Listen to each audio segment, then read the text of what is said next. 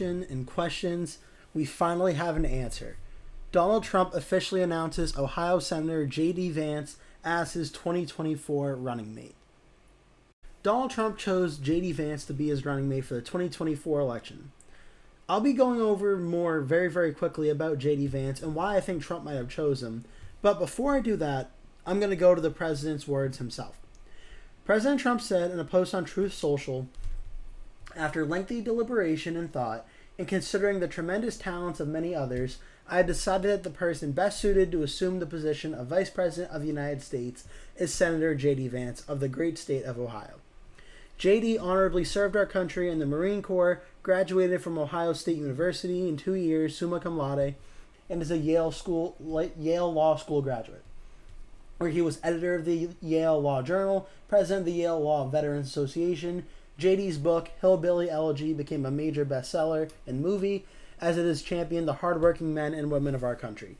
JD has had a very successful business career in technology and finance, and now during the campaign will be strongly focused on the people he fought so brilliantly for, the American workers and farmers in Pennsylvania, Michigan, Wisconsin, Ohio, Minnesota, and far beyond. Donald J. Trump. So, of course, there's other things to look into here, but I think Trump pretty much makes it very clear why he chose JD Vance. For one, and I'll be going back to my own rankings I did of JD Vance in a second, look how Trump ended his Truth Social post. Michigan, Wisconsin, Pennsylvania, Ohio, Minnesota. What do all those states have in common? They're all in the Rust Belt.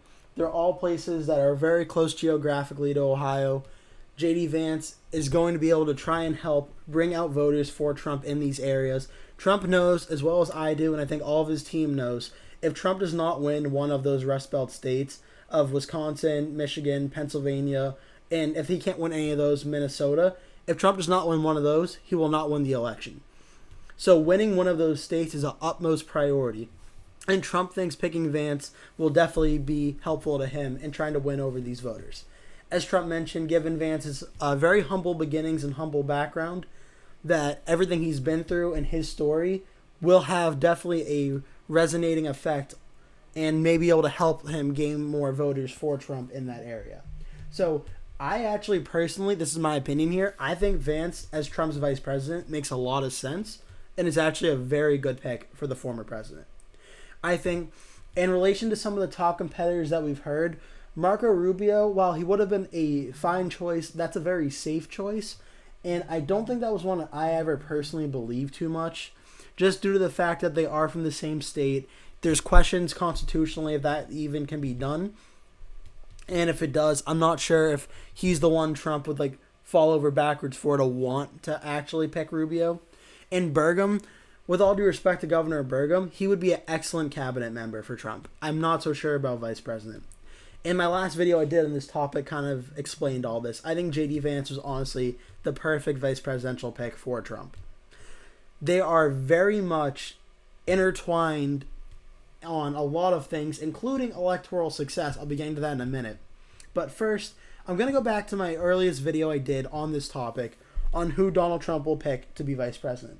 And in this video, in this initial ranking back from May, I believe it was, or June, I had JD Vance ranked number 5.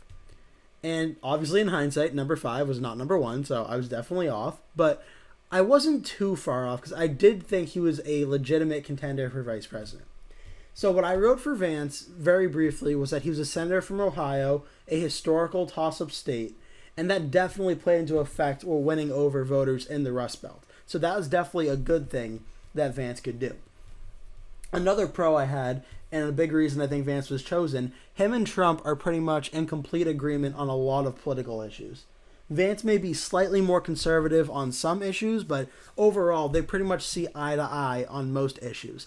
And I think, again, going with Trump and his value of loyalty, I think Vance definitely checked off that box, even perhaps more than Burgum or Rubio did.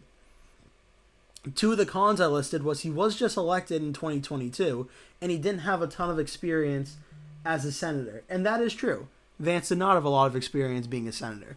But I think in Trump's Truth Social post, you kind of see that I don't think Trump weighs that as much against his life experience and his business experience and may value that more than his time in the Senate. The only other con I was able to come up with was that the Senate would be very, very close after the 2024 election, and that he may be better off helping Trump in there. And I don't actually completely disagree with this point, but I think as vice president, who was just a senator, if Trump and Vance were to win, I think Vance, obviously being the 50-50 tiebreaker in the Senate, is going to spend a lot of time in the Senate and trying to broker deals and get a lot of Trump's agenda passed. If they were to win, I think this actually could be a flip and could be a pro, that Vance will be able to get a lot of things done in the Senate. So that's what I went over a few months ago. But overall, what is JD Vance? Why was JD Vance chosen? Well, going to Vance's website, this is just a very brief excerpt about JD Vance. He was born and raised in Middletown, Ohio, a once flourishing American manufacturing town where Ohioans could live content, middle-class lives and single incomes. Over time, many of those good jobs disappeared, and JD's family suffered the effects along with many others.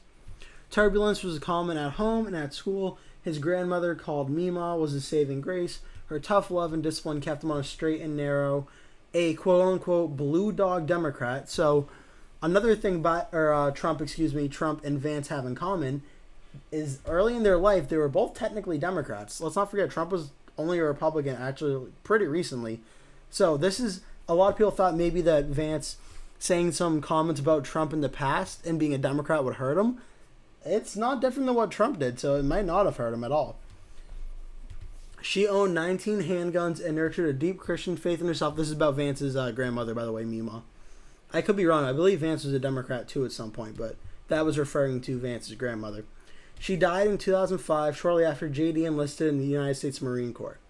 JD went on to serve our nation in the Iraq War, graduated from Ohio State University and Yale Law School, wrote a best-selling book, Hillbilly Elegy, which was turned into a Netflix movie. He also started a business dedicated to growing jobs and opportunity in the American heartland. JD believes Ohioans deserve better, and he aims to fight for it in the United States Senate. And another just final quote on the page, Ohioans deserve a senator who knows how to fight. That's exactly what I'm here to do. This sounds like a President Trump type of pick, a President Trump guy through and through. So it makes a lot of sense why Trump would choose JD Vance. And from a pure just political standpoint, I mean, it makes sense personal-wise. Trump definitely likes Vance. It would not be fair to mention Vance without mentioning he did make some very anti-Trump comments back in 2016.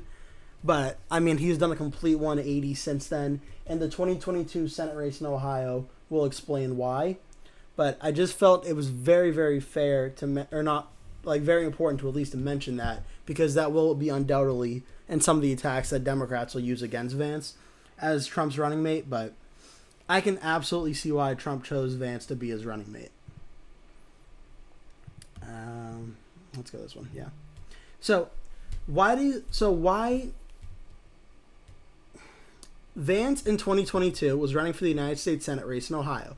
This is the first midterm election after President Trump was no longer president, now ex-president. It was definitely a test of what was Trump's influence in the Republican Party. Was Trump's maybe influence starting to wane a little bit? What was going on? Well, for one thing, President Trump on April 15th endorsed writer and commentator JD Vance, who had criticized him in the past. So again, I don't think Vance's past comments of Trump will hurt him or have hurt him in any way of Trump selecting him as VP. And I'm just going to scroll down here because it does have some polling. Let's go down to before April 15th, all right? This is Vance in this column. Here's some of the other top competitors, Josh Mandel and Matt Dolan, and a familiar name from this election cycle, Bernie Moreno, which that's kind of interesting. But April 13th, 14th by Trafalgar, the last poll before Trump endorsed Vance, 28-23 in favor. I believe this is Josh Mandel. Before that, 23 for Mandel, 17 for Dolan, only 10% for JD Vance. Before that, 20%, 16%, 10%. Vance is in third once again. Fabrizio, three-way tie, 18% each, a lot of undecided vote. University of Akron, I believe this is Mandel, is up 1 point over Dolan. Vance is in third at 10%. Vance is hovering in a lot of these polls in like 10%, maybe a little above, a little below. But it's no secret, Mandel was leading this race. Dolan seemed to be a close second, with Vance as a close third. And then Trump endorses him on April 15th. And except for one poll by a Democratic polling firm, Vance went to the top of the field. Not by a bunch. Not by a bunch. He was still only leading by a few points or so, but he jumped up easily 10% of the vote, where Vance was then the favorite. And the polling average, he only ended up being up by 3.5 points, but we go to the election results, and Vance ended up winning the primary. I mean, you see the message being crafted here. It's pretty obvious. JD Vance owes his election to Donald Trump. Had Donald Trump not endorsed him, he probably would not have broken more than 15% of the vote and would have finished in third. Donald Trump's endorsement got JD Vance the Republican primary. And then JD Vance went on to win the Senate election against Tim Ryan. Scroll down here just to get the final results really quick. And let's see, a little more. And here it is. Final results in the Senate race. JD Vance ended up winning 53, about 47% for Tim Ryan. JD Vance won the race. JD Vance owes being senator in Ohio to Donald Trump. And now the man that Donald Trump basically endorsed into office is now his vice president. I said in a lot of earlier videos about who Trump would choose for VP, loyalty is very important to Donald Trump. I can't think of someone who will be more loyal to him than Vance, someone who literally owes his political career to Donald Trump. So, JD Vance, as the first article mentioned, is going to be Donald Trump's running mate for 2024. And given the polling right now, it seems more likely than not Trump and Vance will be the administration, the presidential administration, come January 20th in 2025. And just to close it off, how about this graphic? Trump, Vance, 2024, make America great again. I said in the last few videos when I was going over the possible choices, Trump, Vance, Trump, Burgum, Trump, Rubio.